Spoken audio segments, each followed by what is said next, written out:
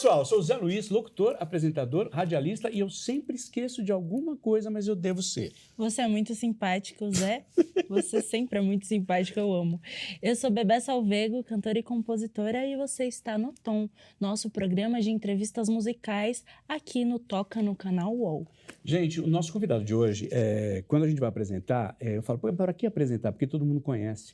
Aí você vai ver assim, uma fileira de hits. Canta, compõe, toca guitarra, bateria, pandeiro, ziriguidum, teleco-teco, balacobaco. Foi VJ, inclusive, da MTV, vocês vão lembrar disso também. Blitz, Vimana, etc., carreira solo. Eu estou falando de Lobão João Luiz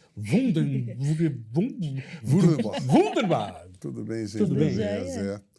Tudo bem aí, vocês que estão nos olhando? É isso aí, meu sobrenome é holandês, cara. Eu sou condenado a eternamente soletrá-lo. Wunderbar. Toda vez que eu falo, assim, mais ipsis liter, é Wordenbag. A única vez que eu não soletrei meu nome foi quando eu cheguei em Bruxelas, no aeroporto. Sobrenome Wurdenbach, botou como se fosse Oliveira, né? Foi legal, o Luiz ele teve dificuldade. Esmerizado, pô, que legal. O João Luiz eu tive que soletrar.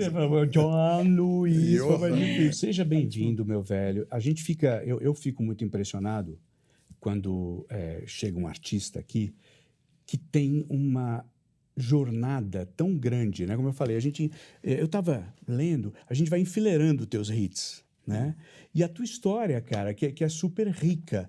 Aí eu fico curioso para como é que a música entrou na sua história, ou você entrou na música. Eu sei um pouco da história, mas queria que você contasse. Começou com violão, guitarra, teve violão quebrado na cabeça de pessoas. Eu quebrei um violão do meu pai, assim, na cabeça do meu pai. Eu lembro disso. Para sair de casa. Mas isso foi bem depois, né? Eu já era um veterano. Na verdade, a minha família é uma família de automobilistas. Meu avô construiu o primeiro Fórmula 1 no Brasil, ganhou no prêmio de 1936. Que legal! Do Auto Union, que era nazista, né? Tinha a bandeira do o Grande Prêmio da Gávea. Então meu pai fez um carro, que agora está numa exposição de automóveis lá no Rio. Qual carro? Com meu tio. Minha mãe ganhou o Campeonato Brasileiro de Kart disfarçada de meu pai, porque meu pai teve um acesso de asma. Então, todos eles eram automobilistas, chefe de escuderia. Eu nunca me adaptei, eu era meio inábil com essas coisas. E, assim, não tinha... Minha mãe, evidentemente, eventualmente, tocava um pianinho bem sarapa, assim, sabia 3 posições de violão. Meu pai não tinha quase dedos, tinha mecânico, perdia dedo a torta direita, então tinha montado assim. Às vezes tocava.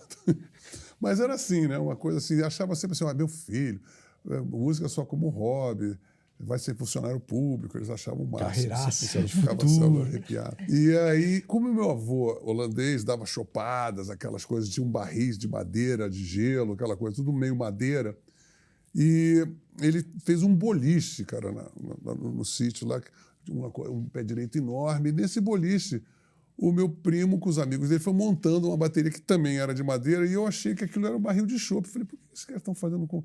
Era um carnaval, uma época de carnaval. Eu devia ter esses 3 anos, 60, 61 por aí. E aí eles estavam lá montando uma bateria com pele de couro, aquelas coisas arcaicas. Aí eu fiquei todo animado, não sei o quê. Quando ele acabou, eu montei na bateria, estava tocando uma marchinha de carnaval, que eu me lembro, que era "Vem cá, você guarda, bota por fora esse moço que está no salão". Eu comecei a tocar com bumbo.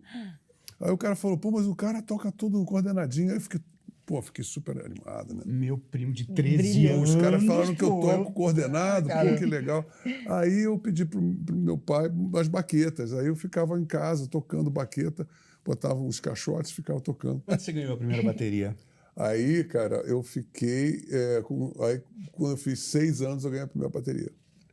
Pô, novo pra caramba. Aí eu tocava, aí meu pai falou, não, na minha casa não. Aí fui pra minha outra avó, fui pra casa. Aí já era Jovem Guarda, tinha The Fevers, Renato e seus Blue Caps, Erasmo, Roberto, né? Minha mãe me deu toda a beca do Calhambeque, sabe? Tinha roupa Calhambeque, chapéu Calhambeque. E aí ele Tinha um ficava Moog, morrendo lembra de do vergonha. Moog? Tinha um Moog do Erasmo. O tinha um Moog, aquele bonequinho pendurava da no eu baixo. tinha uma tia que fazia vários Moogs enormes, pequenininhos, chaveirinho, tudo que é tipo feitiço. Eu ficava fascinado pelos Moogs. Então era aquela onda, né? Beatles, Rolling Stones, Creedence Clearwater Revival. Então, assim, os anos 60 começando, né? Rita Pavone. Música meu martelo. porque tinha muita coisa na época, nas rádios, tinha assim, a Rádio Mundial lá no Rio, tinha o Hit Paris, rádio italiano, francês, Charles Aznavour, Rita Pavone. Então você tinha uma coisa mais ampla, né? Não só música americana, inglesa e brasileira. Você tinha de todo lugar do mundo. Então a gente tinha The Rockers italianos. Tchá, lá, lá, lá, lá, lá, piange come, tinha o Wallace Collection, que era sueco. Então você tinha uma série tinha o Festival da Canção, que tinha um monte de gente do mundo todo. A gente recebeu muito isso. Eu ia a todos os festivais. No Festival da Canção eu peguei um festival que tinha a inauguração do Raul Seixas começando a carreira, tocando Let Me Sing My Rock and Roll, Jade Macaré começando com dava de tudo nos Gotham festivais, City, né? Mutantes com Mande um Abraço pra Velha, o Trio Mocotó com Jorge Ben, Charles Anjos Nossa, que tinha um desse. Você lembra? Era Demi Russo, lembra? Aquele grego que cantava no festival, Demi Russo. Xalalalala, um barbudão. Como é que é o nome? E tinha o Malcolm Roberts, se lembra? Que ele era sorveteiro. Porque eles inventavam os artistas, na verdade, traziam os caras que nunca... Aí o cara chega, love is all, né? O cara arrebentou. E tinha um cara também, que era outro picareta, que era de Luxemburgo, que era... Como é que é o nome dele, cara? Esqueci. Que ele tinha a camisa do Flamengo. Françoise. Eu não lembro desse. Aí ele fez, Flamengo! Pô, eu era Flamengo na época. Pô, eu queria torcer para ele ganhar. Absurdo. E na minha rua tinha, assim, um apartamento com MPB4, quarteto de si. Aí vinha o Chico Buarque. Cara. Aí o Gutenberg Guarabira, quando apareceu, ganhou, né, o festival. Todo mundo morava naquele quarteirão. Né? Aí tinha a Tônia Carreiro, tinha o Zé Wilker, todo mundo no meu quarteirão morando. Não dava para escapar, né? Aí, cara, um dia eu tropecei, estava jogando bola, por sinal, eu jogava muito mal. Estava jogando com um amigo meu. Aí, de repente, veio um cara assim, meio gordinho, assim, todo de terno e gravata, cavanhaque, neguinho, papapá, de pé. Eu falei, é o Gilberto Gil, ele era gordinho. Cara. E ele estava inaugurando, também estava inaugurando a casa dele. E ele começou com uma música assim, o dinheiro que eu te dei pro tamborim, não vai gastar e botar a culpa em mim. Você, eu não vou dizer para teu filho. Aí quando eu olhei para ele, falei, você, eu não vou dizer. Aí ele morreu de rir, eu tinha batido a bola, sujei o terno dele, bola na rua. E bateria, sempre na bateria. O violão surgiu bem depois. Não, né? eu também tocava violão, mas a minha mãe... Eu queria tocar piano, mas piano é coisa para mocinha. Aí minha irmã tocava piano e ela tinha um violão seresta, que eu tenho até uma réplica dele, um Del Vecchio, né, de aço. Antigamente você tocava samba seresta tudo de um violão de aço.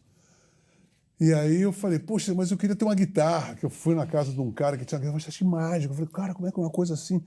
Pô, uma tábua, aí você liga, pô, isso é um somzão, que negócio, que loucura. Fiquei fascinado. Ela falou, não, guitarra é coisa de americana. Sempre a mesma hora. Não, guitarra não, você não. Se quiser guitarra, depois, mas eu vou te... Empresto meu violão. E aí me deu, toca aqui, lá e mi. Você pode tocar tudo no mundo com essa, você pode tirar lá e mi. Eu falei, que legal. Ela tocava tudo facilitado, né? Então, tive essa formação capenga, né? Meu pai, depois, quando ele viu, quando eu comecei a ficar interessado em música, ele já estava com outra bateria, já estava mais profissional, né? Aí o Secos e Molhados me chamou para tocar com 14 anos no segundo disco deles. Aí minha mãe, maconheiro! Aí meu pai me levava para a Praça Tiradentes, lá no Rio, porque lá tinha onde ficavam os músicos desempregados, num chafariz, uma coisa deprimente. Ele falou, olha, você vai terminar aí... Aí eu ficava, psicologia aí. Já botava pressão. Choque, né? Então, foi assim. Eu fui nas coxas totalmente. Não era uma família que prezava pelo desenvolvimento da minha musicalidade. E é louco, porque você vem depois atravessando, né? Vimana, Gangue 90, Blitz e tal. Agora você está com a turnê 50 anos, né?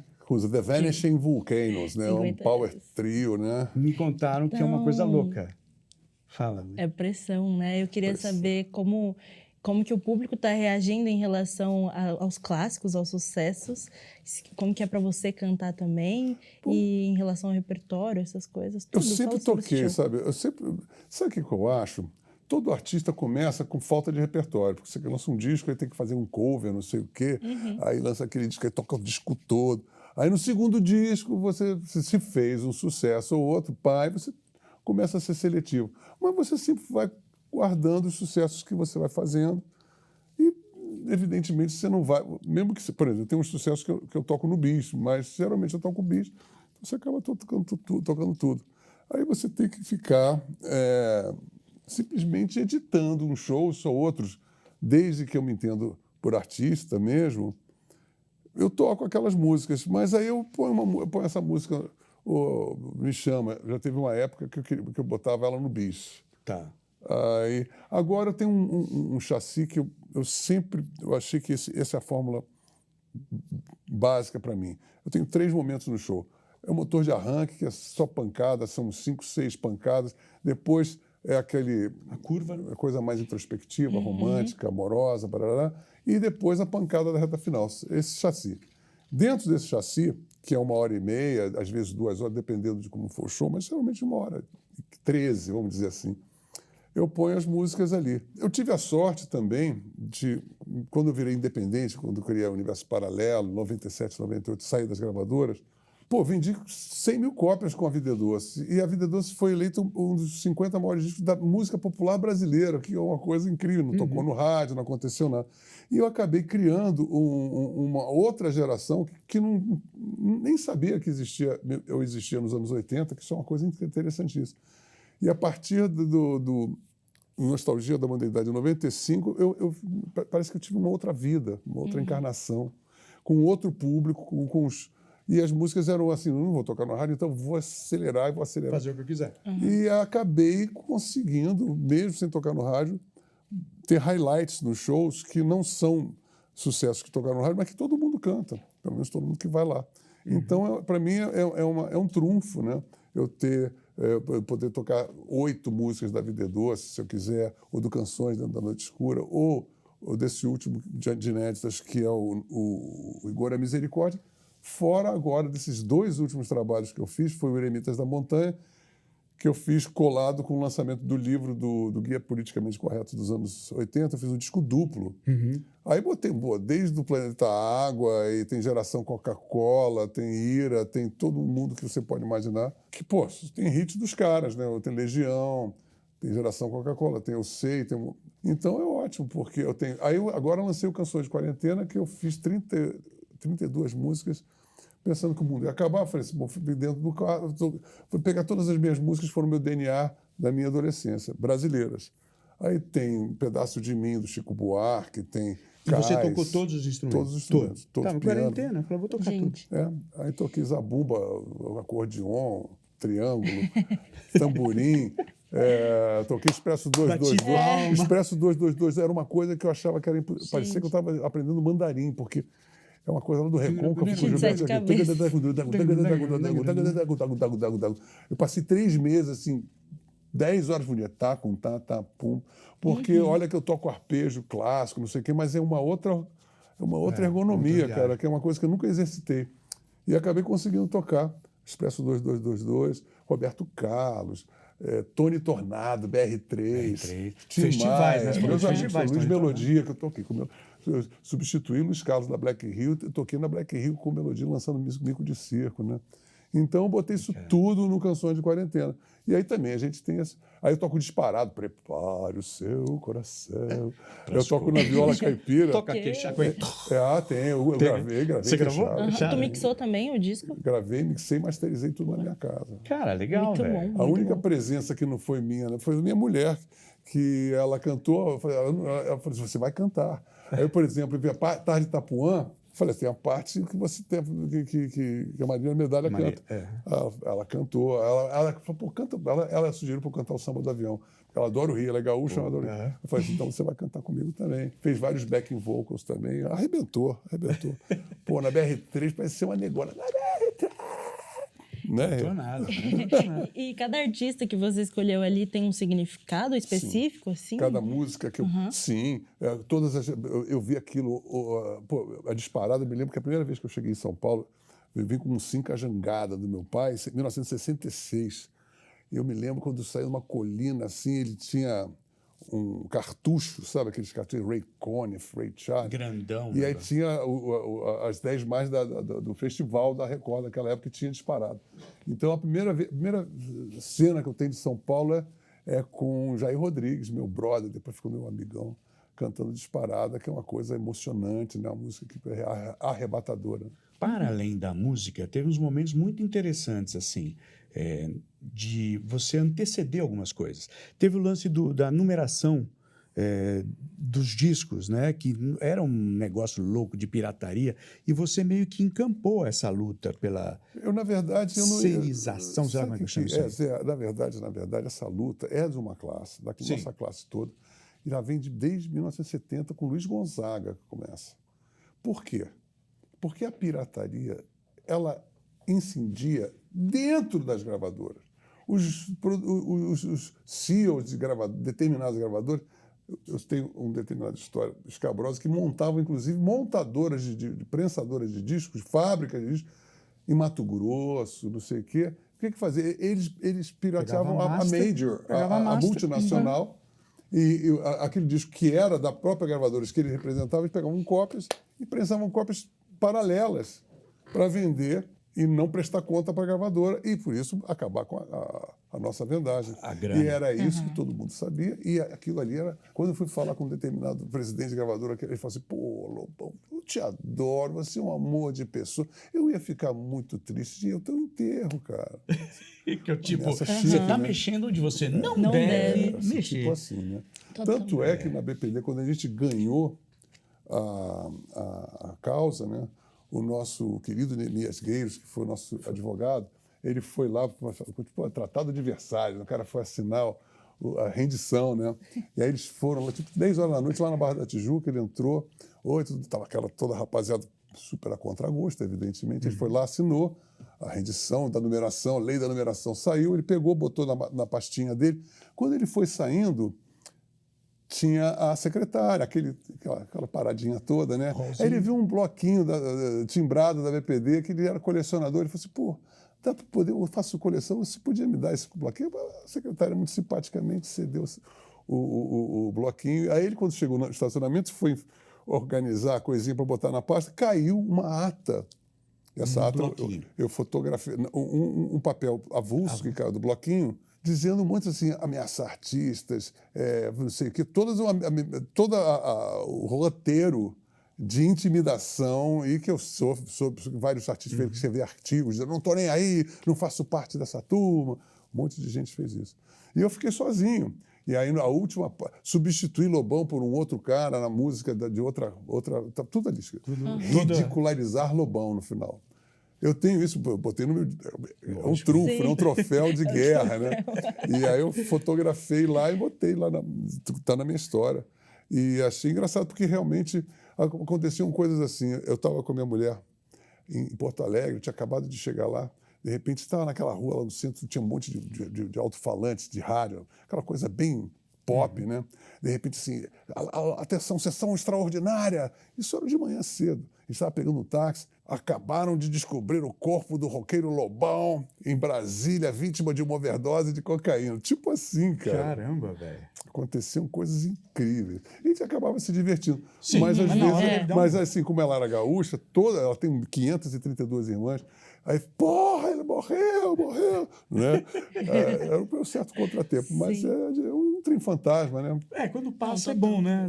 Na hora você eu sempre penso, cagando, quando eu falo assim, poxa, vou contar, tem uma história para contar para meus netos, né? Nossa, que histórias, porque hoje em dia já tem muitos desafios, né? Inclusive, eu queria saber para você, porque antigamente a gente tinha pirataria e veio as plataformas e agora pagam muito mal os artistas. Aí o Jabá transferiu, ficou muito maior, entendeu? Como que é hoje, No assim, você streaming, vê? como é Você que acha você que é vê melhor isso? ou...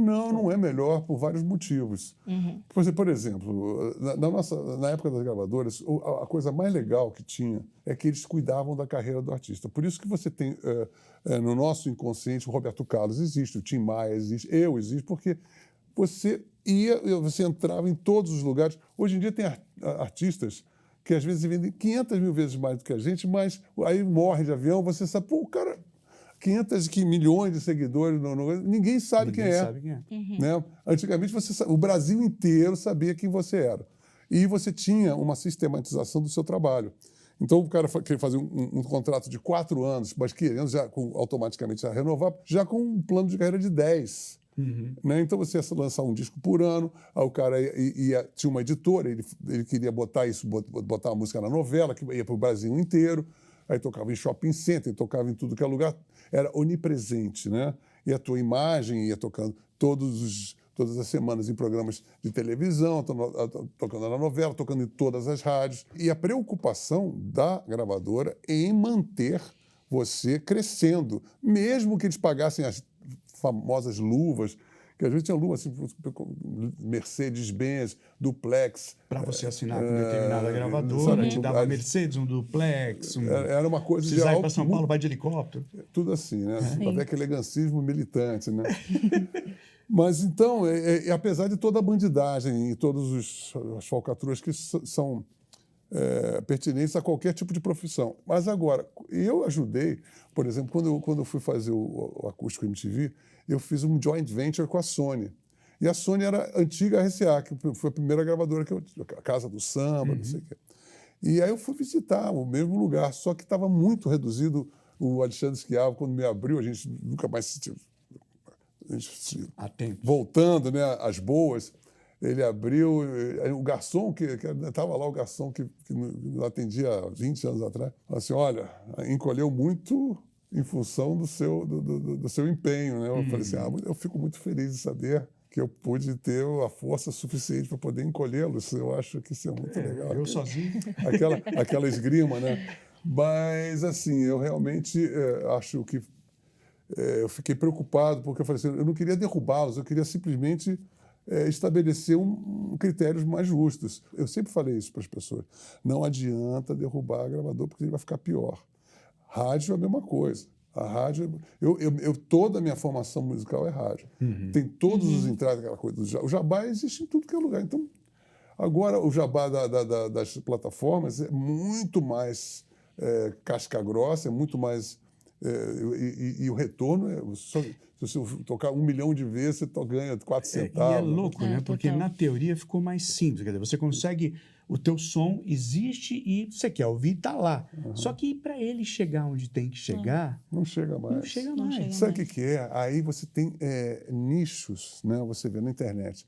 Aí o cara tem não sei quantos milhões de seguidores. Aí fala, o rock está morto. Aí você pega... Far From Alaska, que é uma banda do Rio Grande do Norte, Natal, super legal. Tem o Eagle Kill Talents.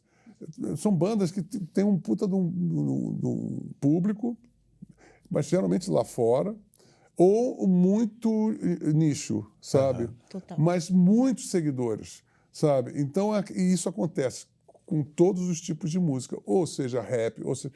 E o que é onipresente ainda é o sertanejo e o evangélico. Eu acho que isso é o... Porque aí é uma questão muito mais política, econômica. Agora, os outros também ficam. O funk também. Cada um com seus padrinhos, né? Tem um monte de padrinhos por aí. E fica essa coisa do poderio econômico. E tem essa coisa de que, de repente, você pode ter um hit ou outro na internet que história de um cara avulso, mas é sempre assim. Tá. E você vê o Gene Simmons fala uma coisa que eu acho que é pertinente, que a partir... Ele fala que foi até 88, não sei. O último foi o Prince, que virou o último ícone, né? Aí o resto é tudo... Agora, eu acho que teve o grunge, que teve enfim, as datas podem ter desavenças, mas o que ele fala, eu acho assim, é muito mais difícil você encontrar, poder ter as oportunidades para um mito se formar, um mito assim duradouro, que daqui a 50 anos vão falar sobre, porque é tudo muito efêmero. Sim, Né? muito rápido, né? Os hits, por exemplo, as pessoas têm que fabricar hits de 15 em 15 dias. Sim. É um single. Quando o cara faz um EP, parece que o cara fez um álbum triplo. Pô, mas o cara conseguiu fazer 7 músicas, não é verdade? Então, isso tudo, hoje em dia, por exemplo, agora fui fazer uma versão de Vida Louca Vida com participação do Frejá. Eu fiz ela com o mesmo BPM, com as mesmas partes, eu troquei só uns frufrus, assim, mas a mesma levada, sabe? Aí um cara falou assim, poxa, mas ela é 3 minutos e 25. Puxa, não dá para reduzir para 2:45? Faz uma edição aí, porque ninguém tem faz cabeça. Cada época tem a sua. Você lembra que na época de rádio, tipo, você fazia um rádio edit, lembra que a gente falava? Porque a música era longa, então pro rádio tinha que ser 3 e pouquinho. Mas assim, a música era longa, era 4 minutos. 4 minutos, depois ia para 3 minutos. Agora vai para 2:45. A introdução, nem pensar. Nem pensar. Você põe uma introdução de 10 segundos, o cara fala, já trocou, não tem a menor paciência. Então é uma outra mentalidade. Eu acho que a música vai pegar um nicho e eu sempre acho que a gente quando fala é a gente que gosta de música mesmo. Isso falta até os empresários, porque todo mundo é dentro dos algoritmos, todo mundo segue a lógica dos algoritmos. Porque o que está dando feedback nos algoritmos é o que está certo, é o que tem que ser feito. E eu, mais uma vez, falei assim, não. Como eu viajo muito o Brasil e viajo e já há mais de 10, 15 anos, que eu vou para qualquer lugar do Brasil, a pessoa assim, pelo amor de Deus, eu não aguento mais esse tipo de música que toca no rádio, eu não aguento. Isso em todo o Brasil. Ou seja, eu estou vendo que tem um bolsão, inclusive maior do que a bolha dos algoritmos. Ali em que estão se perdendo dinheiro, porque ninguém tem, todo mundo tem preguiça de ficar procurando bolsões milionários, né? De rock, por exemplo. Todo mundo quer ouvir rock novo, não sei o quê, mas ninguém, as rádios não investem nisso, não investem em flashback, porque se é rock, tem que ser flashback, só pode ser sucesso. As pessoas, então, assim, a mentalidade é muito tacanha. Agora, quando tiver um visionário que tem uma grana e que tem um poderio de comunicação e vai investir nesse bolsão fora dos algoritmos, você vai mudar tudo. E também tem uma outra coisa, nós estamos numa época típica de hiato, que é o silêncio que precede o barulho, o esporro. Então, eu já passei pelo menos uns 3 épocas dessas, desde que eu me entendo por... Eu peguei o final dos anos 70, que a gente tinha assim, as músicas de protesto já estavam meio rateando, tinha muito Lincoln Olivetti, você lembra das gravações? Sim, o Lincoln era um gênio, mas assim, você ouvia o Djavan, era o Lincoln Olivetti. Aquele tecladinho, né? Costa, então, era a banda inteira. Tecladinho, uma super banda. Entrava o som. Não, tinha Horn Section, uma puta banda. Picolé, Jamil Jones, eu conhecia toda a turma, inclusive só gravavam eles. E eles tinha uma máfia também, que só tocava. Mas o que aconteceu é que você ligava o dial e toda a sonoridade era a mesma. Era Gal Costa, depois a Marina também fez, Rita Lee, o Djavan, Tim Maia, todo mundo usava aquela parada. Então começou a cansar. Sim. E aí tinha coisa de que quem dava o tom da crítica política assim, era a MPB. Né? Aí, de repente, veio o rock primeiro na festança, porque, na verdade, a primeira crítica que se fez, as pessoas não entenderam que a New Wave era nonsense. Nonsense é porque aí você tinha as bandas como Police, Maniata, Zenyatta, e era tudo assim, olha, eu não quero ter senso, eu quero fazer... Era uma crítica a você ser um poeta, então a coisa assim. Aí tinha Kid Creole and the Coconuts, esses nomes. Aí tinha o Kid de Abelha, a Abóbora Selvagem, os Titãs do Iê, Paralamas do Sucesso, né? Era tudo assim para dizer, olha, rock and roll meio nonsense. Não sou exatamente aquilo, né? Então, assim, e aí o que aconteceu? Em muito pouco tempo, aquela crítica implícita e meio dadaísta, vamos dizer assim, surrealista, começou a ter um papel de crítica política, social possante, né? Que país é esse? Enfim. monte de todas. Total. E aquilo ali ganhou um espaço cultural, do que não era cultural. O rock não podia ser cultural no Brasil.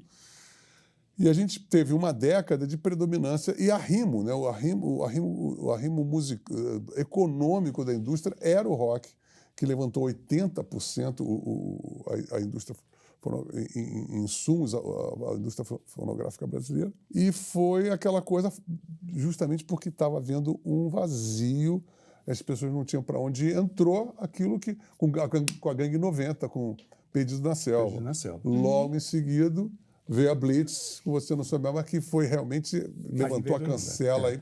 Não tem como mais As segurar. coisas se repetem um pouco, né? Repete, tipo, se você for ver, é uma contradição. Antigamente, as gravadoras acabavam dominando e limitava para as pessoas que não estavam nessas meios. Hoje em dia tem muita gente, mas é difícil é limitado entrar. pela plataforma, Aí eu sim. queria saber também, tipo, eu lembro que você comentou na Roda Viva que o rock tá no seu auge agora, e eu também concordo. O que tem de rock, do rock independente mais interessante para você hoje, assim? Nós temos o Jerry Cantrell, do Alice in Chains, ele fala uma coisa está sempre falando assim, rock é para poucos, sabe assim, como o pessoal do Blondie estava vendo também, assim, o rock virou uma espécie de jazz, no sentido de que o jazz também, quando não começou, era para dançar, uma coisa sexy, biriri, e foi ficando... Se fechou. Foi ficando, e o rock é a mesma coisa. Hoje em dia, rock é uma coisa papo-cabeça. O que era para dançar, rock é coisa de 2 acordes. O rock é muito modular, né? O rock, você vê, tem samba rock, tem classic rock, tem rock sinfônico. Progressivo. Porque ele é muito modular, ele agrega, né? Ele é suscetível a muitas experiências. Né? Vou experimentar goiabada com feijão no mesmo prato. Sardinha com chantilly. Vamos lá, né? Então, eu acho que isso tudo traz o rock, mas assim, o que o mainstream continua fazendo do rock, ele tem muito pouco de rock, ou ele é um rock museológico, ou ver rock dos anos 80. Eu vejo que vai todo mundo dizer, poxa, mas não tem uma novidade. Rock é novidade, rock é insatisfação, rock é movimento. Então, não dá para você ficar... Agora, está certo, você tem carreiras constituídas, você tem bandas que inclusive só estão juntas para poder mostrar os sucessos, que eu acho que é importante isso também, viu? Total. Mas eu acho que é necessário, é fundamental você ter produções que falem do seu dia a dia atual, porque a música ela é o fundo musical de uma época, é o zeitgeist de uma época. Então, você não pode pegar o zeitgeist dos anos 80 simplesmente para poder ficar aqui, porque... Mudou, porque é outra maneira de pensar, né? Então, eu acho isso. E eu, como sou compositor e eu continuo compondo proficuamente, eu acho que isso é antigamente as pessoas eram curiosas para saber. Hoje não. As pessoas vão para ver o sucesso. Então, isso é muito mórbido. A pessoa que vai ver uma música para se lembrar de uma coisa já é uma coisa mórbida. Porque a música ela é feita para ativar a subjetividade do seu cérebro. Sim. Porque é senso de proporção. Né? Lé com cré, papá. Pô, que legal! Aí você está achando legal, aquele é inédito, aquilo vai coçar o seu cerebelo. Agora, se você está recebendo papinha de esquimó, que é justamente aquilo tudo lá, aí você está pegando os mesmos sinapses, as mesmas sensos, percepções, né? Que você já percebeu naquela época e não está exercitando nada na tua cabeça. Mas é engraçado, mas o público muitas vezes gosta dessa repetição, né? Gosta, isso é gosta. mórbido. Mas tem muita gente também que repete o discurso dizendo que não é mais a música hoje em dia não é mais o mesmo, principalmente no Brasil. Sempre é assim. Mas, pô, eu acho que se você for a fundo, se você for na casa de shows do seu interior, se tu for ali, sei lá, eu fui a Brasília agora, na Infinos, assisti Bugarins, fui a Salvador, conheci Tango Los Mangos, conheci gente, tipo, jovens gente E é Sim, engraçado, virando, você fala, né? Bugarins está um Se tempão. virando. A gente recebeu aqui o Black Pantera. Black né? Pantera. Os Aham. meninos estão arregaçando. Sabe, e aí tal. sabe o que acontece? Total. As pessoas estão ali, mas o que acontece é que o empresariado, em geral, a especulação da grana, não está nem aí para isso, você está entendendo? Eu me lembro que eu fui na festa de um amigo meu que estava lançando um restaurante novo, E aí, pô, cheio de cara rico, a pampa, não sei o quê. E tinha um cara muito rico, ele falou assim, esse cara é dono de shopping center, adora rock. Também ele é um puta empreendedor, empresário, ele gosta de investir em música. Pô, legal, Falei, é isso pô, aí. Que legal. É aí o cara falou, porra, quando me viu, pô, o cara, sou seu fã, tem todos os seus discos. Falei, pô, que legal. Dono de shopping center, pô, empresário em música. Eu falei assim, pô, legal. E o que você fala? Ah, eu invisto só em sertanejo porque dinheiro volta de... Falei, pô, vai tomar banho, né? Porque tem que a pessoa... Eu penso assim, se eu tivesse o dinheiro que esse cara tem, eu ia investir nos meus sonhos, né? E não em ficar especulando em ser um abutre de ficar investindo... Já está ganhando dinheiro coisas lá? que o cara... Eu vou investir no certo, né? Então, isso daí é uma atitude muito poluente, né? E isso é a atitude mais corriqueira que tem. Agora, você conhece... no início dos anos 2000, eu fiz outra coisa. A gente pegou um monte de gente maravilhosa, Réu e Condenado, Canastra, Quinto Andar, sabe?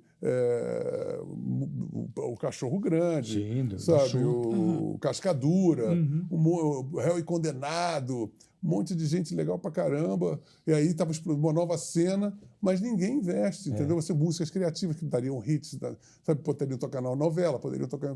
Não é música só esquisitona, não. Música experimental, porque as pessoas acham que esses caras são muito esquisitos. Porque a gente era esquisito também. Né? Se não tivesse ninguém investido, a gente ia ficar lá naquela de esquisito, à margem do mainstream. Então, isso é necessário uma simbiose entre a cena, né? A cena está aí. Pô, se você chegar um cara, banco, pô, vai ter um monte de cara que vai querer. Pô, quero ir. Tem uns que não querem ser mainstream, que é muito legal também. Você tem que ter a cena experimental para ser o guia, o lead, né? Sim. Mas tem que ter um mainstream funcionando, cara. Você falou de sertanejo. O mainstream criativo. Criativo, né? Você falou de sertanejo e eu lembro de você falar alguma coisa de popização do sertanejo. Ah, né? sim. Porque a gente tem o sertanejo raiz, né? E aí tem o seguindo formato. Toda cena parece que tem o seu formatinho. Você curte sertanejo, Lobão? Eu gosto de Helena Meirelles, né? Helena Meirelles é uma violeira incrível, né? Assim, o sertanejo é como se fosse o country americano, o bluegrass, o blues, tudo está por ali, né? O Pena Branca e Chavantinho, eu tive a honra de tocar, fiquei muito amigo do Pena Branca e Chavantinho. A gente adorava Renato Teixeira, né? Nós temos o Almi Sater, né? Essas pessoas, o filho dele agora está arrebentando também. Então, assim, e fazem coisas, essa coisa de... Pô, tem coisas do sertanejo que são altamente sofisticadas e, por que não dizer assim, modernas, no sentido de bom gosto, de várias outras voos criativos, tá vendo? Você não precisa fazer uma coisa cafajeste, vagabunda, com um sexismo, assim... exacerbado. Grotesco, né? Onde também, a coisa, assim... realmente é uma coisa muito de mau gosto. E em que a pessoa... fica uma caricatura, o cara bota uma tatuagem, bota um topete, tipo, sou do rock, bota um monte de gente, um som horroroso. É um Frankenstein de muito mau gosto, né? E isso, fatalmente, tem algum interesse econômico e político por trás disso. Tá? Porque não é possível isso se sustentar por tanto tempo sem nenhum levante. Se chega com isso. Não, porque tem gravadoras de peso, né, para sustentar aquilo. Aquilo ali é uma coisa absolutamente deformada. Que tem um nome, o sertanejo universitário, mas que é uma coisa, que é uma aberração, uma coisa, uma deformidade estética, uma deformidade comportamental. Aí o que dizem, né? Por que isso pegou muito? Porque tem a mulherada, as periguetes vão todas ver, aí os playboys vão querer ganhar as periguetes, vai todo mundo para o mesmo lugar. Eu penso assim que na minha época, se houvesse uma menina bonita, sexy, que fosse ver uma coisa que eu não gostava, eu deixava de achar ela sexy imediatamente. Se não tinha identificação com a pessoa. Como é que eu vou paquerar uma menina? Se a menina ouve aquilo? Não, o cara vai e ouve aquilo. Isso é um outro tipo de comportamento que eu não consigo entender. E isso é o mórbido, porque ali está todo mundo ali por terceiras e quintas intenções. Ninguém está ali para sentar e ouvir uma música. O cara tomar um porre, o cara quer cheirar, o cara quer ganhar, quer beijar um monte de mulher, a mulher quer beijar um monte de... sabe, é muito frívolo, né? É muito miserável em termos de experiência de vida, né? Você se contentar ter uma vida daquelas é uma miséria muito grande, né? A poluição, falta toxicidade de estar ouvindo aquele tipo de som. Eu ia mudar de assunto, mas não posso? Claro, Porque velho. porque a gente está falando de mercado, né? E eu lembro que você teve uma época que você colocou o teu trabalho para vender em banca de jornal e foi precursor disso. A gente teve o Supla fazendo isso e tal, mas você fez antes, né? Eu não me lembro, assim, o que eu pensava assim, eu sou um cara do mainstream, eu ficava Como chegar no muito público, humilhado por ser do mainstream. Chegou uma hora que eu falei assim, eu não posso ser isso é muito ridículo. Mas eu morria de medo porque eu não tinha saída, você não tinha gravadora, você não era ninguém. Aí eu fui mostrar um disco que eu estava fazendo, que era o A Vida é Doce, mas eu estava sem gravadora, então eu ficava dando aqui. Aí eu fui para um antigo empresário meu, ele ouviu, cara, isso é obra-prima. Inclusive, minha filha está em Manchester, a terra do Radiohead, não, do Portishead. Cara, se você estivesse lá, isso aí ia ser o primeiro lugar na parada de lá. Agora, aqui, sabe o que eu faço? Joga isso fora, rasga, esquece, você é o rei do hit. Estava na época da tiazinha, da feiticeira. Faz o seguinte, faz um disco ao vivo só de sucesso. O brasileiro gosta de morto. Faz homenagem a morto, bota uma música do Renato Russo, bota a tiazinha rebolando com uma bunda de fora. Aí toca, me chama a feiticeira para fazer. Isso que ninguém quer. Mano. Tá? Aí eu fiquei no desalento, cara. Aí eu quando eu ficava em dúvida, eu ia andar pela Lagoa Rodrigo de Freitas, ficava, o que eu vou fazer? Meu Deus, é o fim da minha carreira, não sei como fazer. Eu entrei em vários fins, várias vezes. Eu falei, agora é o fim, agora terminou. Esse era um desses. Aí, quando eu estava, não tinha nenhuma ideia, eu fui atravessar a rua, tinha uma banca de jornal, aí eu olhei para a banca de jornal, aí tinha, assim, pendurado, piadas. Ari Toledo, leia as piadas e ganhe um CD de graça. Eu parei assim, eu fui lá, R$9. Falei, pirataria, os caras estavam fazendo pirataria. E os caras reclamando, a gravadora, estavam R$30, R$50, sei lá, o CD era caro para chuchu. E o cara, a R$9, eu falei assim, peraí, mas se eu fizesse uma... Aí eu procurei, né, e estudar, eu percebi o seguinte, porque você lembra que tinha aquela coisa, disco é a cultura? Sim, carimbinho. Aquele carimbo, ele tinha uma determinada lei, que não sei se caducou, foi encerrado, que automaticamente dava isenção de imposto sobre serviço, sobre circulação de mercadoria. Então o disco ficava mais barato. Eu não sei se eles tiraram um carimbinho e embolsaram o imposto que era para ser descontado, ou o que eles fizeram. O fato é que o preço disparou e a pirataria começou a vir. E eles estavam, porra, a pirataria! Aí eu comecei a dar força, né? Eu fazia anúncio para a pirataria. Aí eu falei... Aí quando eu vi o negócio do Ari Toledo, eu pensei assim, isso aqui, a interpretação jurídica, é que aquilo era um produto editorial e, portanto, não tinha os impostos do CD. O imposto era um brinde. O CD era um brinde. Então, você ficava isento Você estava comprando a revista. Você estava comprando a revista. E o CD vinha junto. Aí você leva um CD de graça. Eu falei, eureka! Eu vou fazer um CD com uma revista. Aí comecei. Demorou uns 2 anos para eu começar a fazer energia. A gente começou isso em 97, no final de 99, a gente conseguiu uma parceria. E deu grana, Não, e deu grana, não. Mas agora foi muito engraçado também. Porque a gente vê... Bom, vamos numerar tudo na nossa parceria, uma puta editora aqui em São Paulo, vamos fabricar 50 mil cópias. Não fomos nem um pouco humildes. Né? No número. Aí a gente estava assim, lançamos em dezembro, no Natal, não sei o quê, bererê, entendeu? 1.500 cópias. Aí a gente fala, putz, caramba. Aí dava meio assim. Aí nesse ínterim, o meu querido Fausto Silva, que é meu amigo, falou no telefone, aí, pô, tá lançando um livro. Eu falei, porra, Fausto, tô precisando da tua ajuda aqui, cara, tô lançando um disco que tá um fracasso total. O que você fala? Não, fala que você viu, vamos marcar aqui um negócio para pro ano que vem. Tira tudo de circulação, já vai dizendo que vai vendendo muito, joga um H aí. vamos botar para jambrar lá em março. Eu fiquei guardando. E aí fui fazendo os programas, não, está vendendo muito. Aí eu vendia nos shows, né, o que podia, mas isso aqui é um sucesso, vendeu 1.500 cópias. Botamos tudo lá no galpão, cara. Aí eu falei pro pessoal também assim, o seguinte, fui lá pro pessoal da editora, falei assim, é tudo ou nada. Vamos fabricar mais 50, além das 50 que a gente tem aqui. 100 mil. Vamos fazer 100 mil cópias. Agora é o seguinte, a gente já sabe a hora e dia do Faustão. Vai ser no domingo, do dia tal. Blá, blá, blá. E aí a gente vai pegar do Acre até o Rio Grande do Sul, todas as bancas de jornais, a gente fica assim, pá, saiu o Faustão, a gente já bota. A distribuição podia ser automática, porque a gente podia fazer antecipado, né? Não deu outra coisa. A gente foi campeão do Ibope, deu 43 de Ibope, cara, o Faustão.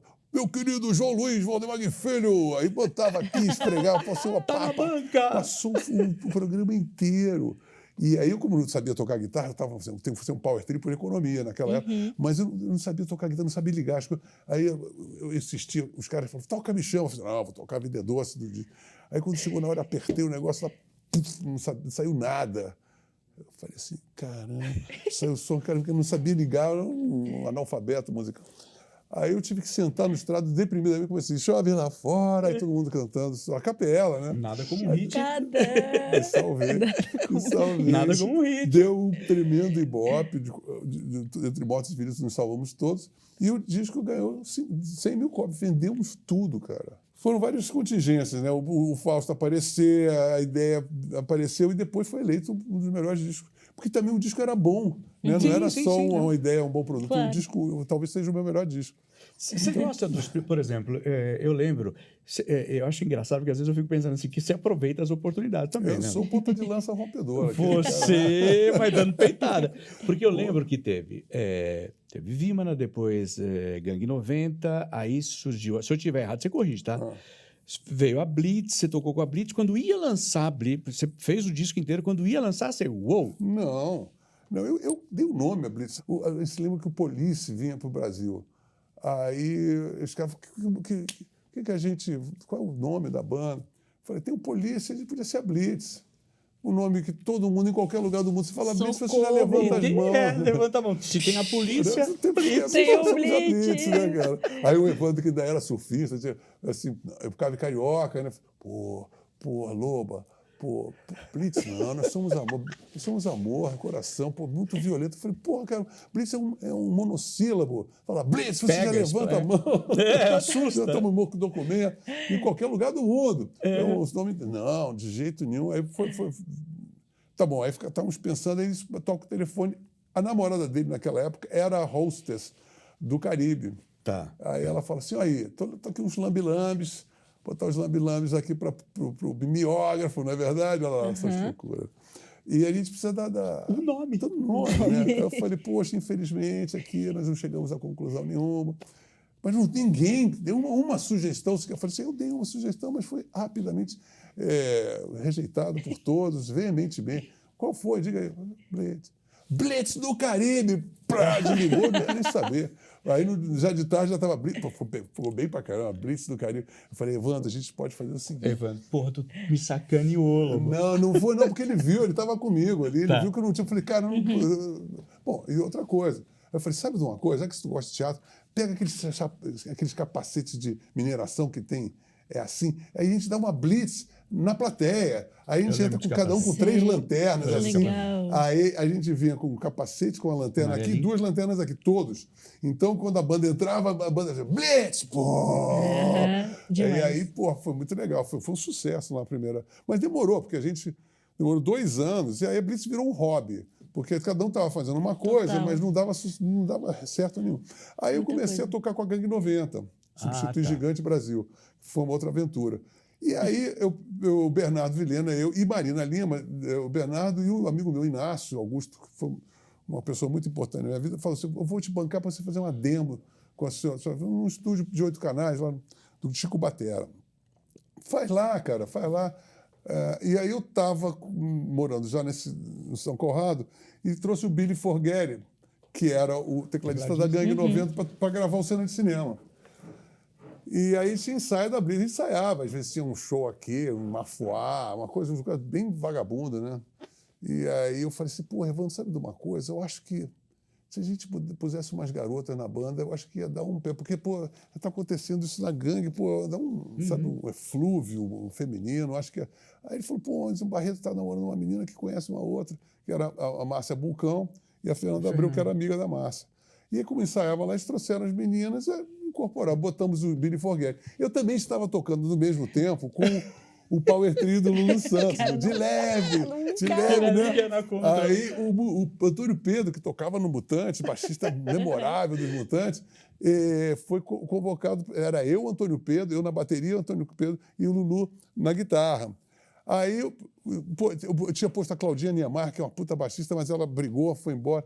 Tinha o Júnior Romerich, o Arnaldo Brandão passou pela Blitz, e todos os baixistas foram embora. Aí eu falei, Antônio Pedro, vamos para lá. Pra cá. E aí formou o que seria a banda original que viria a gravar o primeiro disco da Blitz. É engraçado que você falou Deus. de Power Trio, né? E aí agora, nos 50, né, na sua turnê atual, você tá com Power Trio, Eu né? tô com o Power Trio desde que eu entendi. Eu só abri alguns, assim, os Eremitas da Montanha, que eu queria ter um órgão, mas eu não me adapto mais a, assim, eu comecei com o Power Trio por condições econômicas, porque isso em 99, como eu também não sabia tocar guitarra, comecei a pegar manual, guitarra elétrica, muito prazer, eu comecei eu não sabia afinar a guitarra, e eu comecei, eu passava 14 horas tocando violão clássico. Eu falei, estou tocando violão clássico para ninguém, né? Eu nunca vou fazer um concerto. Não dá para tocar meia hora de guitarra elétrica, que é uma coisa que você precisa, né? E aí comecei a tocar meia hora, uma hora, comecei a tocar no microfone, olhar para o boa noite, eu comecei a ensaiar pedal, comecei a fazer isso, começou a dar certo. A partir dali, eu comecei a ter um som meu, aí comecei a fazer um som, comecei a timbrar legal pra caramba. Falei, pô, mas será que eu não levo jeito para isso? Tô gostando disso. Aí comecei a fazer uma sonoridade que eu não sou guitarra, eu faço um som que vira uma parede de som e que encaixa no baixo, não sei o que, e acaba dando certo. E até hoje só assim. Só para a gente terminar, essa turnê dos 50, você continua o ano que vem? Quais são os seus planos? Tem muitos shows marcados com essa turnê. Tá. Festivais, né? Mas eu já estou em outra, né? Eu já estou assim, já tô com um disco novo na frente. É o Vale da Estranheza, o nome uma ópera rock. Eu vou fazer uma ópera rock. E, ao contrário desses últimos discos que eu fiz tudo sozinho, eu quero fazer com um monte de amigos. E aí já estou cheio de surpresas, que vão ser surpresas assim, estarrecedoras para todos, né? Porque eu já tenho tudo armado, e aberto a mais outros tipos de participações das mais variadas, das mais inusitadas e das mais surpreendentes acontecerão. Eu falei no começo, gente, que o nosso convidado de hoje era inquieto. Vocês viram, né? Agora vai vir com uma ópera misturando tudo. Cara, eu quero... Quando tudo estiver em cima, isso pro ano que vem, é isso? Eu sou um cara muito nesse sentido, eu sou muito organizado. Tá. Então, eu comecei, há um mês atrás, já tem 4 músicas prontas. Eu preciso e me exigirei a ter esse repertório consumado até o final de janeiro. Então, de janeiro até julho, eu faço uma gravação perfeita, maravilhosa, com tudo que tem que ser feito. E, a partir de agosto, o disco tem que ser lançado no Teatro Municipal, ou no lugar assim, ou na Sala São Paulo, porque será uma ópera, afinal de contas. Pompa e circunstâncias. Com pompas e circunstâncias. Lobão, queria te agradecer demais, meu velho. Poxa, que papo eu legal. Eu queria mais umas 2 horas de programa, mas não dá tempo. Podia ter porque fiquei um monte de pergunta que eu ia fazer, ficou tudo fora. Você vê, mas aí a gente tem outro pretexto para quando estiver lançando o Vale. Exato. Você já vem botar assunto em dia. E eu vou guardar as fichas, fazer todas as 208 perguntas que eu tinha. Eu serei mais breve nas próximas respostas. Não, mas a gente adora a prosa. Opa, dedo de prosa. Mas foi muito bom, né? Eu adorei o papo também, viu, gente? Fiquei super feliz também. Obrigado. Gente, acompanhe as redes do Lobão, acompanhe as redes do Toca UOL, você aí que está no canal UOL também.